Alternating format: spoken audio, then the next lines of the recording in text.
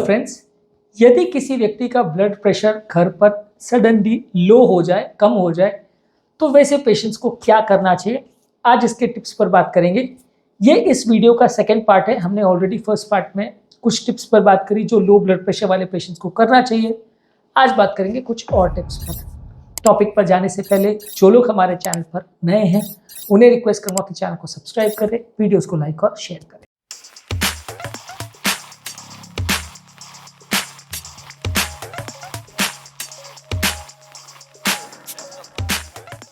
सबसे पहला पॉइंट है कि यदि किसी व्यक्ति का ब्लड प्रेशर लो है तो उसको अपनी दवाइयाँ चेक करने की ज़रूरत है।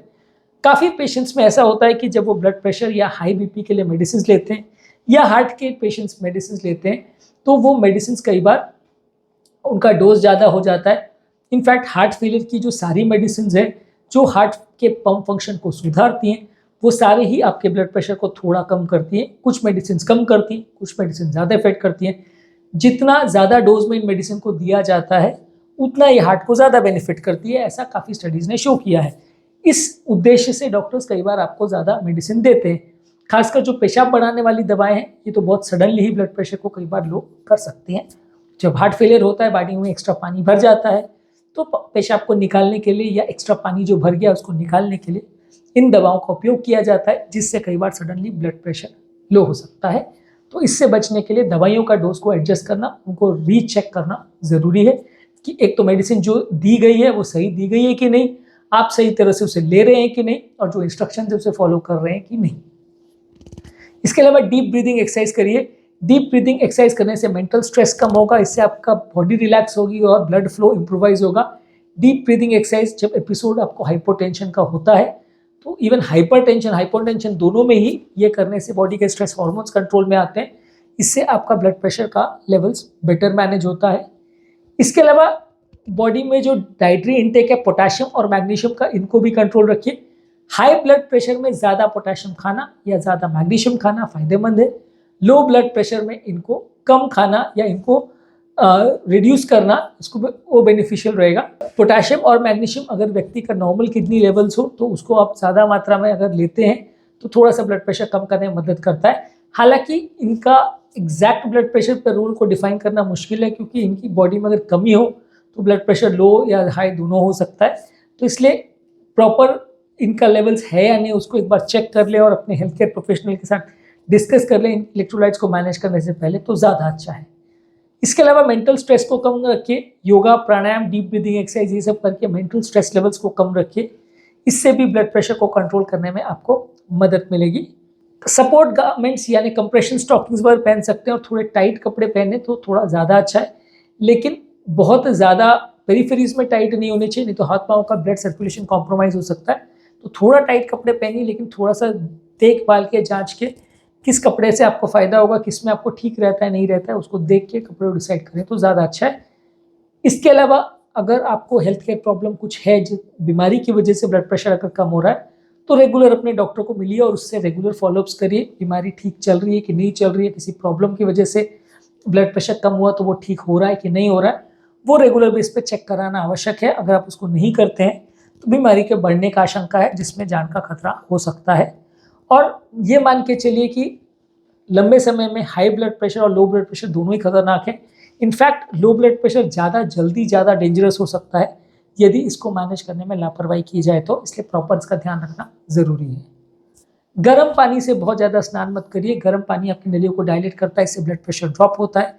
गर्म पानी से स्नान या शावर अवॉइड करिए, इससे आपका ब्लड प्रेशर लो हो सकता है। इसके अलावा एक लेग क्रॉस क्लैंपिंग एक्सरसाइज होती है। इसमें यदि आपका ब्लड प्रेशर सडनली लो हो रहा है तो आप बिस्तर पे लेट जाइए, पाँव को उठा लीजिए, दोनों एंकल्स को क्रॉस क्लैंप कर लीजिए, एक दूसरे से क्रॉस कर लीजिए और पाँव की मसल्स को आपस में एक दूसरे से दबाइए। तो इससे पाँव के अंदर जो जमा हुआ ब्लड है वो हार्ट और ब्रेन की तरफ जाएगा, तो ब्लड प्रेशर थोड़ा बढ़ाने में मदद करेगा। इसको लेग क्रॉस क्लैंपिंग एक्सरसाइज बोलते हैं। ये लो ब्लड प्रेशर वाले पेशेंट्स को थोड़ा करना चाहिए।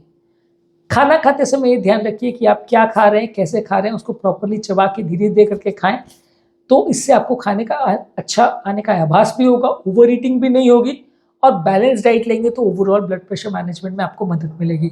जो लोग कुछ भी खाते हैं, बिना प्लान वे में खाते हैं, अनप्लान्ड डाइटिंग हैबिट जिनकी होती है, बिना देखे सोचे समझे बात करते करते खाना खाते हैं, उनका blood pressure control system compromise हो सकता है। इसके अलावा नींद अच्छी रखिए।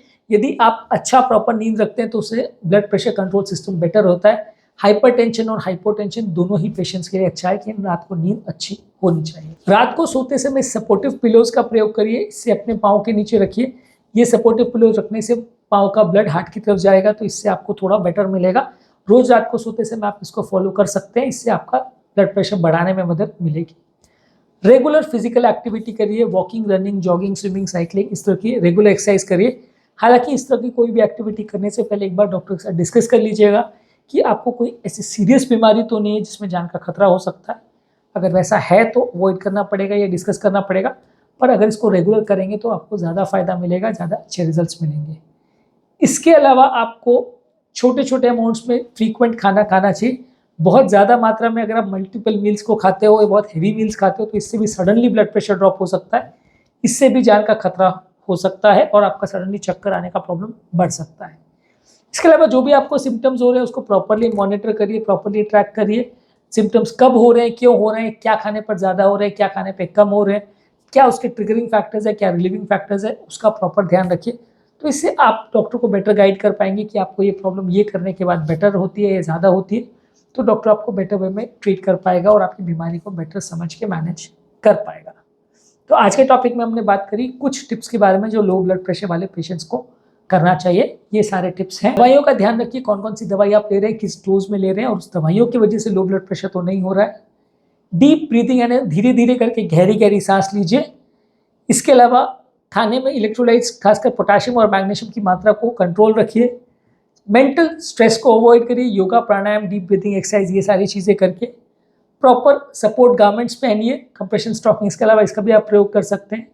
जो भी प्रॉब्लम है उसमें रेगुलर डॉक्टर को दिखाइए, रेगुलर फॉलोअप्स करिए। गर्म पानी में बहुत ज़्यादा स्नान या शावर मत करिए। लेग क्रॉस क्लैंपिंग एक्सरसाइज करिए। खाना क्या खा रहे हैं उसका ध्यान रखिए, इसमें माइंडफुली अपने खाने को खाइए। मेंटल रेस्ट थोड़ा ज़्यादा करिए। प्रॉपर रात को अच्छी नींद होनी चाहिए।